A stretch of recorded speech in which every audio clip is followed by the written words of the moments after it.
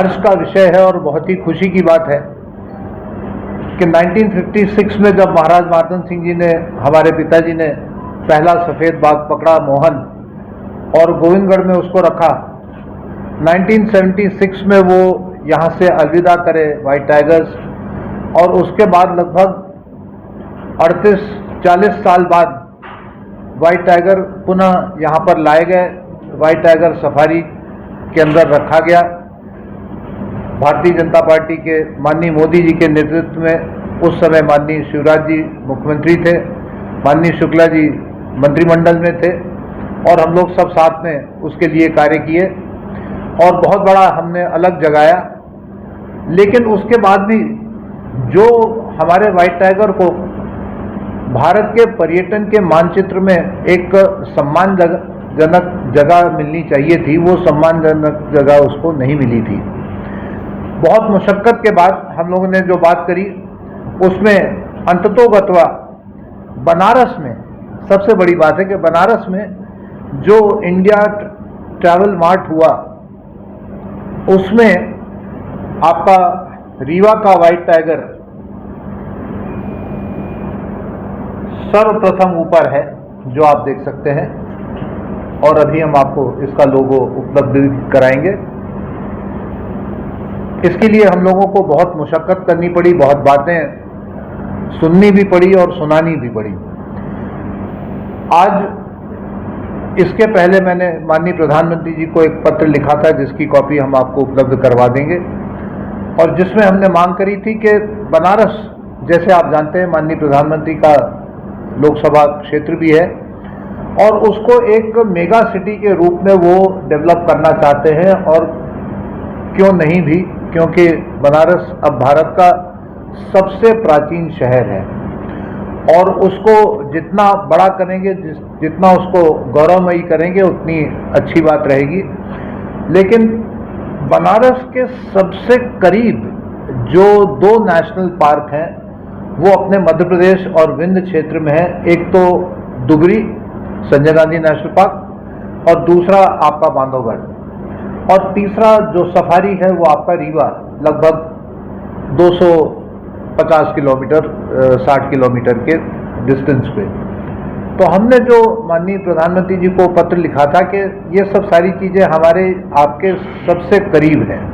हमारे 5 सुंदर वाटरफॉल्स जो हैं, जलप्रपात, वो भी आपके बहुत करीब हैं, जहां एक दिन में व्यक्ति चाहे तो वो प्रपातों के अंदर जाकर और समीप जाकर वो मनोरंजन ले सकता है, टूरिज्म का आनंद उठा सकता है।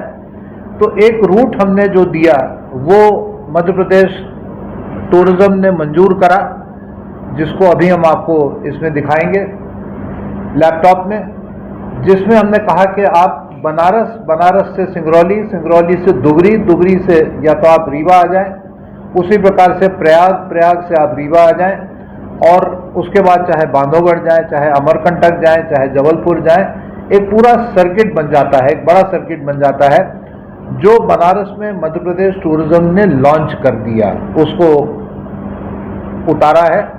और मैं मानता हूं कि एक बहुत सक्सेसफुल ये सर्किट रहेगा, बहुत सफलतापूर्वक ये सर्किट आगे काम करेगा और अपने प्रदेश के लिए और भारत के लिए एक बहुत बड़ा रेवेन्यू अर्नर होगा, उससे रेवेन्यू जनरेशन बहुत अच्छी होगी।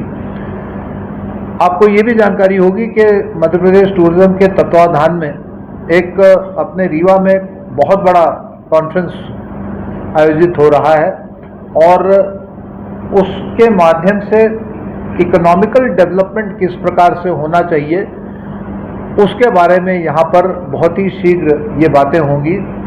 लगभग मेरे ख्याल से 23 या 24 को हो रहा है, 23 को हो रहा है, और माननीय मुख्यमंत्री जी इसका उद्घाटन कर रहे हैं।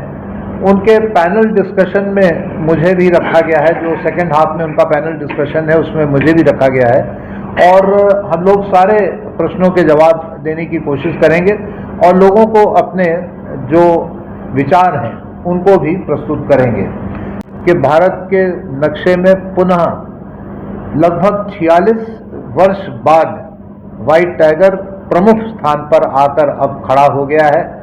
बनारस में इसकी लॉन्चिंग हुई है। तो मैं मानता हूं कि जिसकी लॉन्चिंग बनारस में हुई है उसमें कहीं ना कहीं हमें माननीय मोदी जी का भी आशीर्वाद है। मैं उनको बहुत बहुत साधुवाद देता हूं। मध्य प्रदेश सरकार को भी बहुत बहुत साधुवाद देता हूं। मध्य प्रदेश पर्यटन ने बहुत बेहतरीन काम किया है इस बीच में, और कई जगहों पे उन्होंने अपने नायाब परफॉर्मेंस के कारण अवार्ड्स जीते हैं। अभी हाल में हम लोगों ने भी उनको अवार्ड दिया, क्योंकि रीवा का सर्किट उन्होंने खोला, विंध्य का सर्किट उन्होंने खोला। और एक प्रकार से जहां हम लोग जब पर्यटन की बात होती थी तो उत्तराखंड की बात करते थे, जहां हम महाराष्ट्र की बात करते थे, जहां हम केरल की बात करते थे, राजस्थान की बात करते थे, अब लोग मुड़ के मध्य प्रदेश की बात कर रहे हैं, और खासतौर से मध्य प्रदेश में पूरे विंध्या रेंजेस की बात कर रहे हैं। बहुत बहुत धन्यवाद। अब आपके क्वेश्चंस। ये आपका प्रयाग और ये आपका वाराणसी। प्रयाग और वाराणसी, यहां से इन्होंने दोनों रूट निकाले हैं। जो रीवा आ रहा है, रीवा के बाद आपका मुकुंदपुर आ रहा है और मैहर जा रहा है, और उसी के साथ साथ ये माधोगढ़ भी चला जाएगा। तो ये सीधे प्रयाग और वाराणसी के दोनों रूट्स आपके रीवा होते हुए मैहर तक जा रहे हैं। आप देखेंगे कि जबलपुर भी नहीं जा रहा है। तो इसको पूरा लिंक दिया है प्रयाग और वाराणसी से, जो आपके यहाँ आएगा, और माधोगढ़ भी जाएगा या दुबरी भी जाएगा। ये एक रूट है। दूसरा रूट अगर आप देखेंगे तो लखनऊ और कानपुर से जो आ रहा है वो आपका ओरछा और खजुराहो जा रहा है।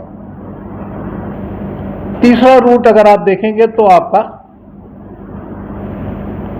आगरा से जो आ रहा है वो ग्वालियर, शिवपुरी और चंदेरी जा रहा है।